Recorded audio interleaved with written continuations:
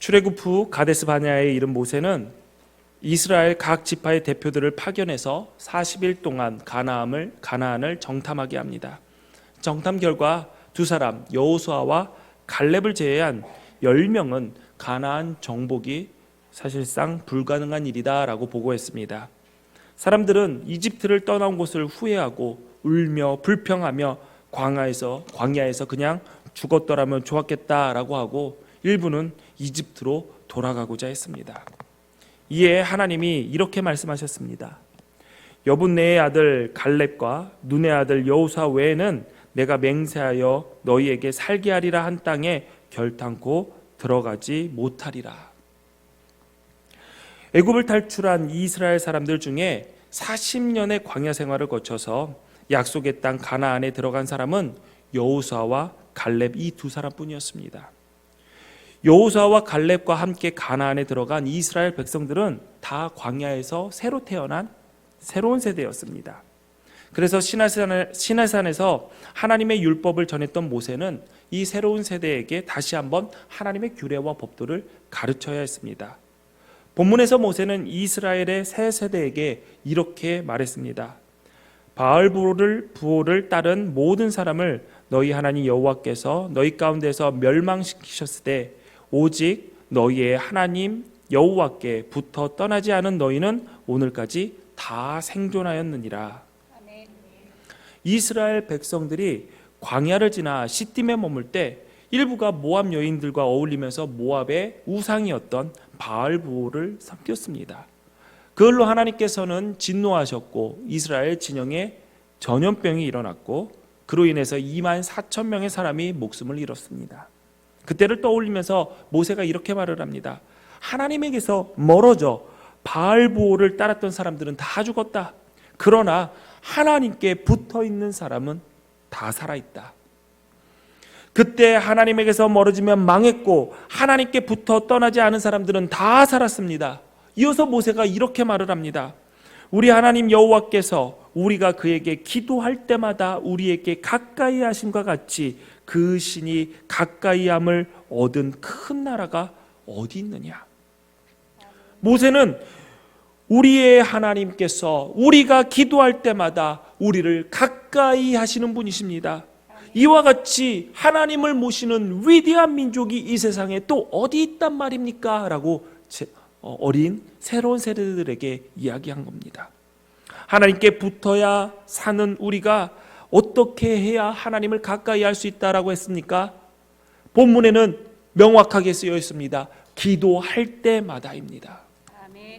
하나님은 기도하는 사람을 가까이 하셨습니다. 우리가 기도해야 하나님을 가까이 할 수가 있습니다.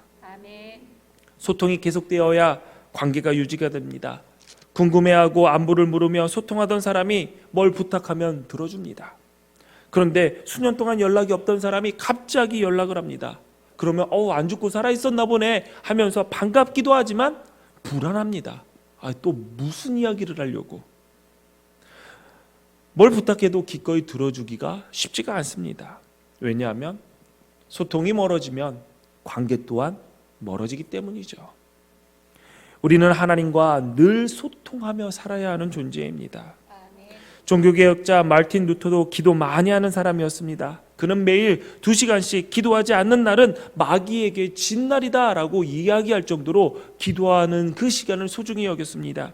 존 웨슬리 목사님은 똑같은 자리에서 똑같은 모습으로 앉아 기도하기를 좋아하는 분이었습니다. 영국 런던에 가면은 웨슬리 채플이라는 웨슬리 목사님께서 목회하셨던 교회가 있습니다. 그 옆 건물이 목사님의 사택이었는데 그 사택 2층에 올라가면은 교회를 바라보는 조그만 창문에 조그만 방에 그 방에서 웨슬리 목사님은 교회를 바라보며 성도를 위해서 기도했습니다. 그 바닥에 보면 무릎 자국 2개가 눌려져 있습니다. 그 자리에서 항상 기도했기 때문에 그 마룻바닥에 그 무릎 자국이 찍혔던 것이죠. 여러분들 이 얘기 듣고 나도 오늘 우리 집에 무릎 자국을 찍어 놓으리라 하고 계속 무릎 박으시면 안 됩니다. 그때는 나무가 안 좋았나 보죠. 여러분 그만큼 습관에 따라서 기도하는 것이 중요하다는 것입니다. 누가복음 22장 39절에 보면 예수님도 감난산을 찾아 기도하는 것을 습관처럼 하셨다라고 기록되어 있습니다. 이처럼 기도가 신앙생활에 있어서 중요하다는 것을 우리는 모르지 않습니다. 그러나 그런 것을 알면서도 기도하지 않고 살고 기도하지 않고 신앙생활을 하고 있습니다. 미국의 전구 제조회사였던 호선 웍스에서는 1924년부터 27년에 걸쳐서 작업장의 이 조명이 근로자의 생산성 사이의 상관관계에 어떤 영향을 미치느냐를 조사를 했습니다. 실험 결과 조명과 생산성은 상관관계가 큰 것으로 나타냈습니다. 조명을 밝게 하면 생산성도 따라 늘었던 것이죠. 그런데 실험 기간이 끝나고 나서 실험대와 동일하게 밝은 조명으로 그 작업장을 비추었는데 공장의 생산성은 이상하게 떨어져 가는 겁니다. 연구진들은 조명 외에 다른 변수가 있겠구나라고 생각을 하고 작업 시간을 줄여보거나 늘려보거나 혹은 임금을 높여보거나 아니면 휴식 시간을 더 주거나 이런 변수를 설정을 해서 각각 생산성에 어떤 영향을 미치는지 다시 한번 조사를 했습니다. 그런데 어떠한 변수로 실험하든지 이 실험 기간에는 생산성이 향상되었어요. 작업 시간을 줄이니까 생산성이 올라갔고요. 임금도 올리니까 생산성이 올라갔고 휴식 시간도 조금 더 주니까 생산성이 더 올라갑니다. 그렇구나. 이런 변수가 있었구나 해서 공장은 이러한 변수들을 조정을 해서 생산성을 올리려고 했는데 이상하게도 실험이 종료가 되면 같은 조건을 유지해도 그 생산성이 떨어지는 거예요. 결국 연구자들은 직원들에게 원인이 있구나라고 결론을 지었습니다. 실험을 위해 누군가가 나를 지켜본다고 생각하면 생산성은 향상이 되지만 실험이 끝나서 아무도 나를 관찰하지 않는구나 라고 알게 되면 생산성이 하락한다라는 결론을 지었죠. 결국 생산성에 영향을 미치는 것은 조명이나 임금, 작업시간, 휴식 이런 변수들, 물리적인 조건이 아니라 종업원의 노동자의 사기와 주위의 관심 같은 심리적인 문제였습니다. 우리 모두 다 거즘 학창시절을 다 보냈죠. 여러분들이 수업 시간에 학교에서 수업 시간에 가장 열심히 공부할 때가 언제였죠? 시험 전? 아닙니다. 부모 참관 수업입니다. 우글우글 학부모가 특히 우리 엄마 아빠가 와서 쳐다봐요. 그러면은 너무나도 열심히 공부하죠. 이거 누가 대답해 볼래? 저요! 저도 그랬습니다. 그 다음날 엄마가 없으면 그냥 풀어지는 게 우리의 모습이죠.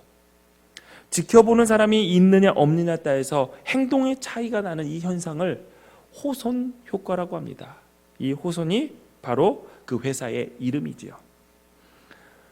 하나님을 가까이 하는 사람과 가까이 하지 않는 사람도 그 행동의 차이가 분명하게 일어납니다. 하나님을 가까이 하는 사람, 하나님이 나를 가까이에서 지켜보고 계신다라고 생각하는 사람은 죄를 가까이 하지 않습니다. 왜냐하면 하나님께서 악인을 멀리 하신다는 것을 알기 때문이죠. 또한 늘 기도합니다.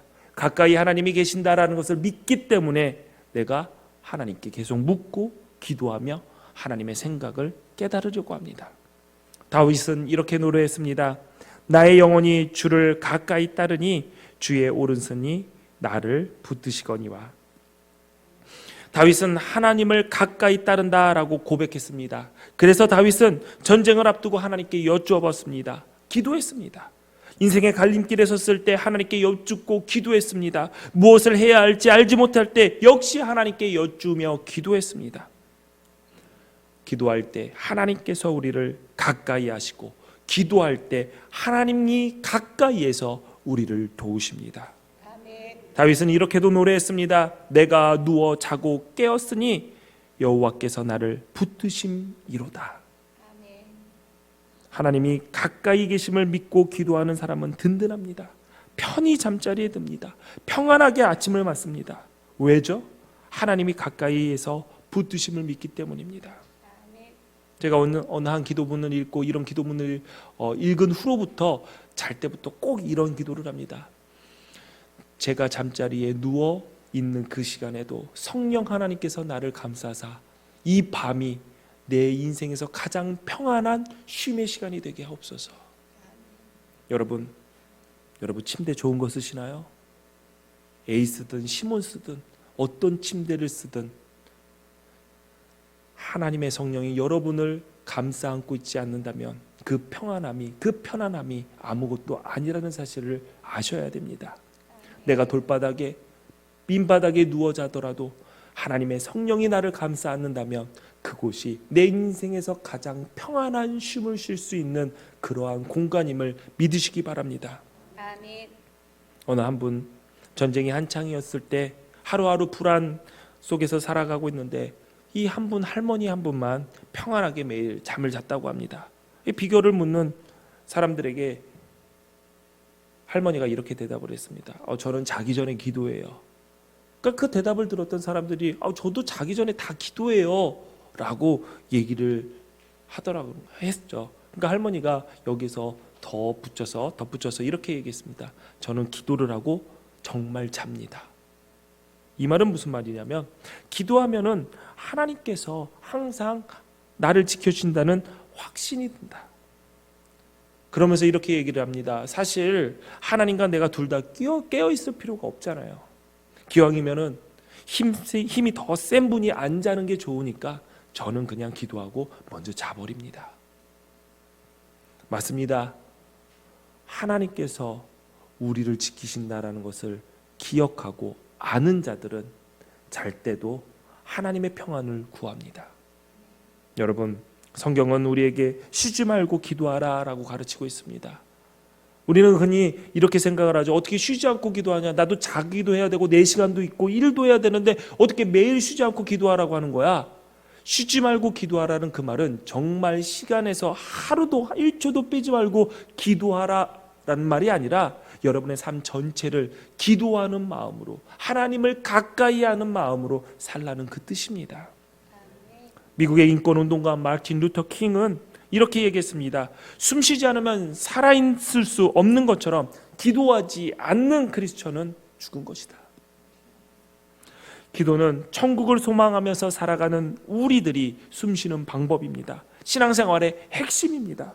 기도 없이는 하나님을 가까이 할 수도 없습니다. 기도하지 않고서는 하나님 마음에 드는 삶을 살 수도 없고 기도는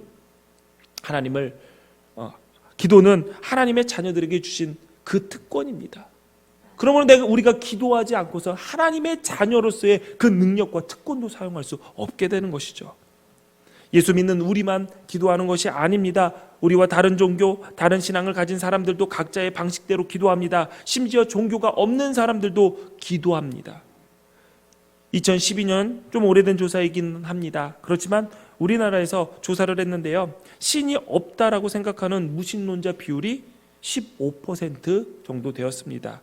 이는 중국의 47%, 일본의 31%, 체코 30%, 그리고 프랑스 29%에 이어서 세계 5위에 해당되는 사람들이 신이 없다라는 무신론자들이었습니다.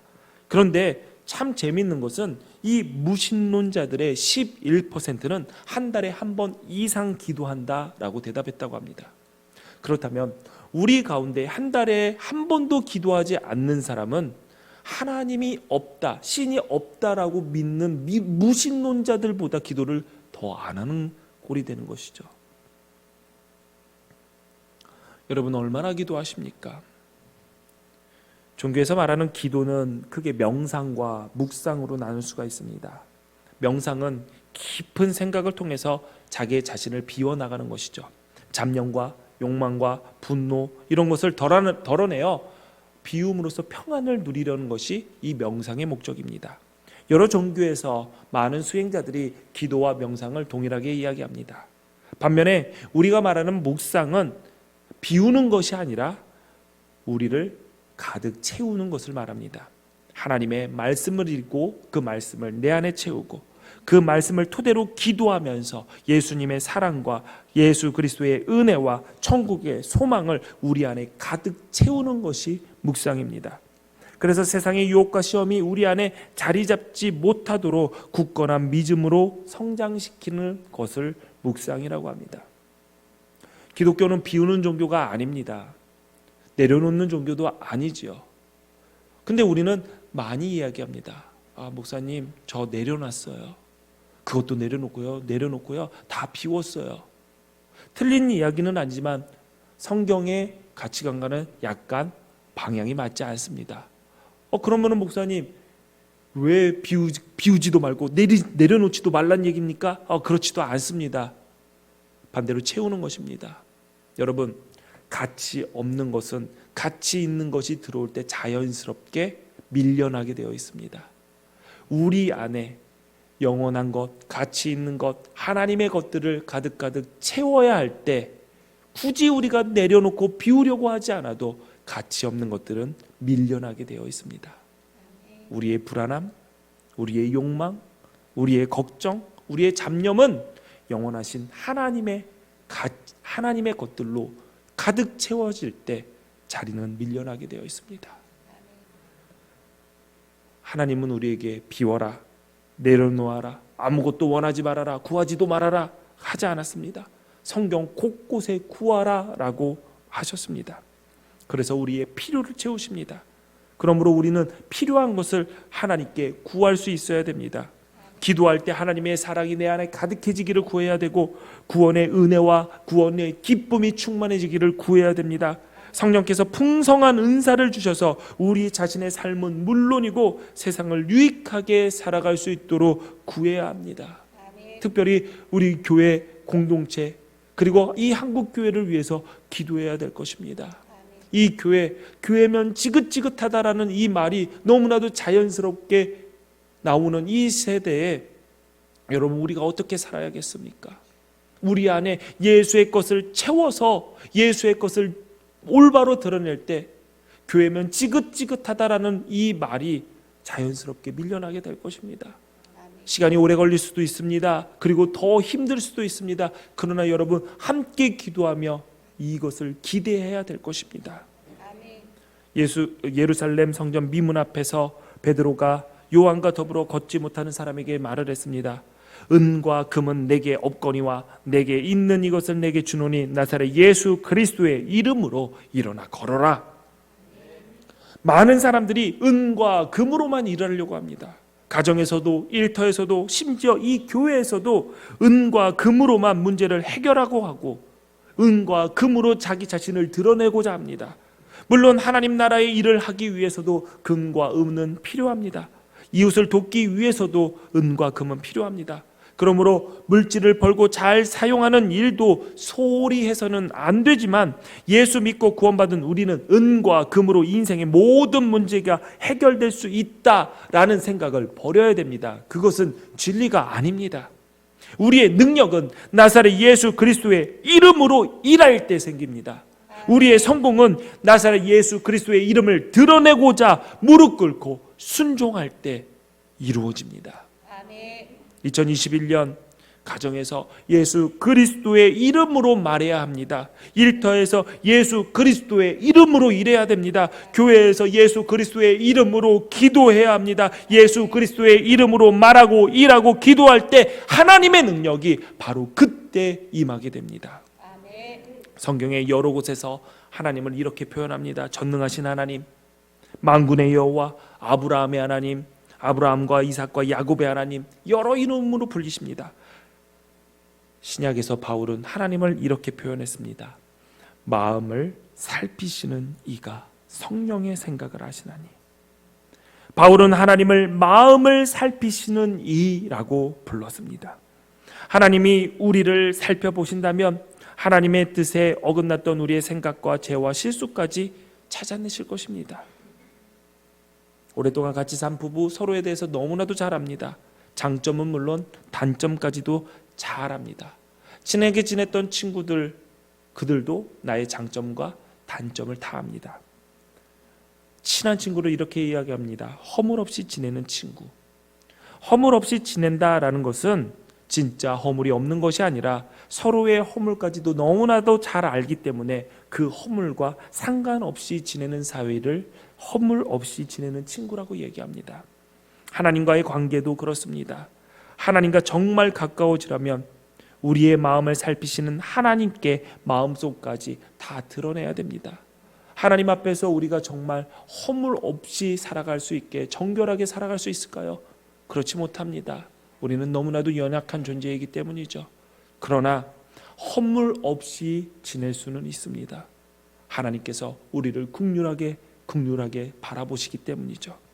기도하면서 부끄러운 생각, 감추고 싶은 마음까지 하나님께 보여드려야 하나님과 가까워질 수가 있습니다. 하나님이 모두 아시는데 우리 마음조차도 하나님께 이런 것까지 하나님 알 필요가 있습니까? 하나님 이런 것은 좀 모른 척 해주시면 안 됩니까? 이런 마음을 가질 필요가 없습니다. 이미 알고 계시고 그것을 없이 생각하시고 우리와 더 가까워지시기를 원하시는 분이 우리의 하나님 아버지입니다. 우리가 같이 예배 전에 말씀 전에 불렀던 찬송가 361장 3절의 가사가 이렇습니다. 기도하는 이 시간 주께 엎드려서 은밀하게 구할 때 곧 응답받네. 잘못된 것 아래면 측은히 여기사 크신 은혜를 주네. 거기 기쁨 있네. 이 가사가 은혜가 됩니다. 은밀하게 구해도 응답해 주신대요. 왜? 하나님이 우리를 살피시기 때문에. 잘못된 것 아래도 걱정할 필요가 없어요. 왜냐하면 측은히 여기셔서 우리에게 은혜를 주신다는 거죠. 그러니 우리가 할 일은 한 가지입니다. 기도하는 것입니다. 하나님과 가까워지기 위해서 대단한 기도 필요한 것이 아닙니다. 며칠 작정하고 폼나게 기도하고 밥 굶으면서 기도하는 거, 그것도 물론 훌륭하지만 하나님과 가까워지는 그 마음이 더 중요합니다. 기도를 가르치신 예수님께서 어품 있게 구해 라고 말씀하시지 않고 구하라 라고 얘기하셨습니다. 점잖게 찾아라, 방정맞게 왔다 갔다 거리지 말아라, 그렇게 얘기하시지 않으시고 그저 찾으라 라고 말씀하셨습니다. 예와 형식을 갖춰서 두드려라, 배려를 가지고 눈치 없이 아무 때나 두들기지 말고 그렇게 두들겨라 라고 얘기하지 않으셨습니다. 일단 문을 두드려라 라고 가르치셨습니다. 기도는 잘해야 하는 것이라는 생각, 사람들은 이렇게 생각할 때도 많습니다. 기도를 유창하고 문학적이고 철학적으로 해야 한다라고 생각을 합니다. 옥구슬을 굴러가듯이 기도를 잘한다라는 말을 들어야만 제대로 기도한다라고 생각하는 사람들도 있습니다. 기도할 때 그렇게 꼭 멋지게 시적으로 기도해야 되나요? 물론 그렇게 기도하는 것도 중요합니다. 저도 그렇게 기도하고 싶습니다. 정말 마음을 담아서 하나님께 가장 아름다운 언어로 기도를 올려드리고 싶을 때도 있습니다. 그래서 기도 노트에 여러 번 기도를 썼다 지웠다 하면서 가장 아름다운 기도를 만들어서 하나님께 올리려고 노력하고 있습니다. 예배 때 성령의 임재 기도, 그리고 우리의 죄의 고백의 기도, 그리고 목회 기도도 여러 번 쓰면서 어떻게 하나님께 가장 우리의 기둥교회 교인들을 대표해서 아름답게 하나님께 기도를 올려드릴까 정말 많이 써보고 책도 찾아보고 그렇게 기도를 준비하고 있습니다. 그것도 중요합니다. 그러나 꼭 멋진 기도만이 기도가 아닙니다. 기도는 사람이 들으라고 하는 것이 아니기 때문이죠. 기도는 듣는 사람들에게 감동을 주고 환호를 이끌어내기 위해서 기도하는 것이 아니라 기도를 들으시는 그분이 감동받고 그분이 우리를 긍휼하게 여기시기에 바라볼 수 있게 우리가 소리를 내는 것입니다. 한 아이가 어머니한테 이렇게 얘기를 합니다. 오, 아리따우시고 좋은 귀하신 어머니, 인정이 많으시고 모든 이들에게 존경을 받으시는 우리의 어머니, 밥 주세요 라는 말보다 엄마 밥, 나 배고파, 그것이 더 좋은 기도 같지 않습니까? 기도는 꼭 유창하게 해야 되는 것이 아니라는 것이죠. 기도는 하나님께 들리게, 하나님께서 인정하시게 하면 되는 것입니다. 여러분, 그러므로 기도가 서투르면 띄엄띄엄 떠듬떠듬 간단하게 기도하시고, 내가 그래도 바울처럼 천사처럼 기도 잘할 수 있다면 그렇게도 기도하십시오. 탄식과 한숨과 눈물이 기도를 대신할 만큼 지금 어려운 상황이고 답답한 상황이라면 아픔과 눈물 그대로 하나님께 보이시면 됩니다. 하나님은 여러분의 마음을 보시고 측은히 여기사 여러분에게 크신 은혜를 베푸시고 여러분을 도우실 것입니다. 믿고 기도하십시오. 기도할 때 하나님이 가까이 하시고 능력 주심을 믿으십시오. 하나님은 구하는 것을 주시겠다라고 약속하신 말씀이 성경에 곳곳에 수없이 많습니다. 누가복음 11장 13절에 너희가 악한 자라도 좋은 것으로 자식에게 줄 줄 알거든 하물며 하늘에 계신 너희 아버지께서 구하는 자에게 좋은 것으로 주시지 않겠느냐. 시편 2편에는 내게 구하라 내가 이방 나라를 내 유업으로 주리니 내 소유가 땅끝까지 이르리로다. 에레미야 33장에는 너는 내게 부르짖으라 내가 내게 응답하겠고 내가 알지 못하는 크고 은밀한 일을 내게 보이리라. 마태복음 21장 22절에는 너희가 기도할 때 무엇이든지 믿고 구하는 것은 다 받으리라. 마가복음 11장에는 무엇이든지 기도하고 구하는 것은 받은 줄로 믿으라. 그리하면 너희에게 그대로 되리라. 아멘. 수많은 약속의 말씀들이 성경에 가득합니다. 그럼에도 불구하고 내가 기도하지 않는다면 나는 성경에 쓰여진 이 하나님의 말씀을 믿지 않는 것밖에 되지 않습니다. 믿어야 됩니다. 아멘. 믿고 기도하셔야 됩니다. 아멘. 하나님께서 우리가 기도할 때 일하십니다. 그때 하나님의 일이 시작이 됩니다. 약속의 말씀을 붙잡고 믿음으로 승리하며 기도하셔야 됩니다. 그런데 보통 사람들 기도할 때 기도해서 응답되면 좋고 안 되면은 말지 하는 마음으로 기도를 합니다. 그런데 이런 생각을 하는 사람들 우리만이 아니라 초대교회 때도 있었습니다. 사도행전 12장을 보면 초대교회 성도들은 기도도 하고 기도를 열심히 했지만 그 응답은 기대하지 않았던 것이 나옵니다. 예수님을 전하던 베드로가 유대인들에 의해서 잡혀 감옥에 갇혔습니다. 베드로가 잡히기 전에 예수님의 12제자 중 한 명이었던 야고보가 헤롯에 의해서 목숨을 잃었습니다. 베드로가 잡혔던 때도 그때와 멀지 않았으니 베드로도 곧 죽을 수 있는 상황인 것이죠. 그런데 그때 베드로가 잡혔을 때가 유대인 명절이었던 유월절이었습니다. 유월절은 이스라엘 백성들이 이집트를 탈출할 때 문설주의 양의 피를 바른 그 이스라엘 백성들의 집에만 죽음의 사자가 들어오지 않고 넘어갔다라고 유월했다라는 그 날을 해방의 날을 기념하는 축제이자 명절입니다. 잔치 때는 사람들을 죽이지 않는 게 관례였습니다. 그래서 유대인들은 유월절이 지나고 나서 베드로를 죽이려고 옥에 가뒀던 것이죠. 그때 초대교회 성도들은 베드로를 위해서 기도했습니다. 아마 이렇게 기도했겠죠. 하나님, 우리 베드로를 구해주세요. 살려주세요. 뭐라고 기도했는지 성경에 나와 있지는 않지만 아마 이렇게 기도했을 것입니다. 하나님께서 그 기도를 들으시고 베드로에게 천사를 보내주셔서 감옥에서 베드로를 탈출시키셨습니다. 감옥에서 나온 베드로가 마가라 하는 요한의 어머니 집 마리아의 집에 찾아갑니다. 왜냐하면 그 집에 초대교회 성도들이 모여서 기도했기 때문이죠. 베드로가 그 집에 가서 문을 두드립니다. 그랬더니 로데라고 이름하는 그 집의 여종이 문을 열어주려고 딱 나갔는데 밖에 베드로가 서 있는 거예요. 로데가 너무 깜짝 놀란 겁니다. 그래서 문을 열어주는 것을 잊어버리고 사람들에게 돌아가서 이렇게 얘기합니다. 베드로가 왔어요. 베드로가 지금 집 문 앞에 와 있어요. 이 이야기를 들은 초대교회 성도들이 이렇게 얘기합니다. 야, 너 미쳤구나. 로데가 화가 난 거죠. 아니에요. 힘써서 얘기합니다. 참말입니다. 그러자 그들이 이렇게 얘기를 합니다. 그러면은 너가 그의 천사를 봤을 거야. 무슨 말입니까? 헛것봤다라는 겁니다. 기도하던 사람들이 기도하는 것이 이루어지고 응답이 되었는데 오히려 그 응답의 소식을 전한 여자아이를 보고 미쳤다, 제정신이 아니다라고 얘기를 하고 있습니다. 기도는 했지만 응답하실 것을 기대하지 않았던 것이죠.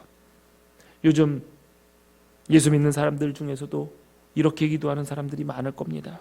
응답하실 것이라는 기대도 하지 않고 그냥 기도만 합니다. 여러분은 어떠십니까? 기도의 능력을 믿으십니까? 하나님께서 들으시고 그 뜻대로 이루실 것이라는 믿음이 있습니까? 기도하면 하나님께서 일하신다라는 확신이 있습니까? 아니면 그냥 주문 외우듯이 기도하십니까? 남들이 하니까 그냥 고개 숙이면서 같이 계시는 겁니까? 기도한다면서 눈 감고 나만의 생각, 분념에 빠진 것을 기도했다라고 생각하십니까? 혹시 기도를 하지만 기도의 능력을 대신할 만한 어떤 것들, 하나님보다 더 확실한 해결법이 있다라고 생각하면서 다른 것을 찾고 계시지는 않으신지요? 마가복음 9장에 보니까 귀신 들린 아들을 예수님께 데려온 아버지가 나옵니다. 아무 때나 불과 물에 자신의 몸을 던지는 아들을 보면서 절박한 심정으로 예수님을 찾아갔습니다. 아마 예수님을 찾아가기 전에 좋은 의원들, 모든 방법, 수단 방법 다 가리지 않고 아들을 고치기 위해서 애썼겠지요. 어쩌면 이 아버지도 지쳤을 줄 모릅니다. 그래서 예수님께 이렇게 얘기를 합니다. 무엇을 하실 수 있거든 우리를 불쌍히 여기사 도와주세요. 그러자 예수님께서 그 아버지를 향해서 할 수 있거든이 무슨 말이냐, 믿는 자에게는 능히 하지 못할 일이 없다라고 말씀하십니다. 예수님은 그 아버지의 말 속에 그의 마음에 든 소리를 들었기 때문이죠. 이것저것 다 해봤는데 안 됩니다. 사실 기대도 없습니다. 할 수 있으면 좀 도와주셨으면 좋겠습니다. 안 돼도 상관은 없습니다. 예수님은 그 마음의 소리를 들으셨던 것이죠. 그래서 이렇게 얘기하신 겁니다. 야, 너가 따로 믿는 구석이 있구나. 이렇게 질책하자 그 아버지가 다시 예수님께 간청합니다. 내가 믿나이다. 나의 믿음 없는 것을 도와주세요. 그 아버지는 이렇게 말합니다. 예수님, 제가 예수님이 아니고는 아무런 희망이 없습니다. 문제를 해결할 방법이 없습니다. 예수님 도와주세요. 더불어 저의 믿음 없는 것도 불쌍히 여겨주세요. 이런 간절함이 있을 때 예수님께서는 그 기도에, 그 요청에 응답하셨습니다. 우리가 그런 절박함, 그런 믿음, 주님만을 붙잡겠다라는 그 믿음이 없다면 사실 우리는 주님의 능력을 볼 수가 없습니다. 예수님밖에 다른 길이 없다라는 그 믿음을 가지고 그 절박한 심정으로 주님을 붙잡으십시오. 하나님께서 응답하십니다. 2021년 한 달 살았습니다. 지난 한 달 동안 여러분 한숨이 많았습니까? 아니면 찬송이 많으셨습니까? 불평이 많았습니까? 기도가 많았습니까? 포기가 많았습니까? 소망이 많았습니까? 우리가 하나님을 가까이 하면서 가까이 하자고 하면서 시작한 이 2021년도 이제 11달 남았습니다. 더 가까이 해야 합니다. 기도하면서 하나님을 더 가까이 해야 됩니다. 하나님의 능력과 가까워질 것입니다.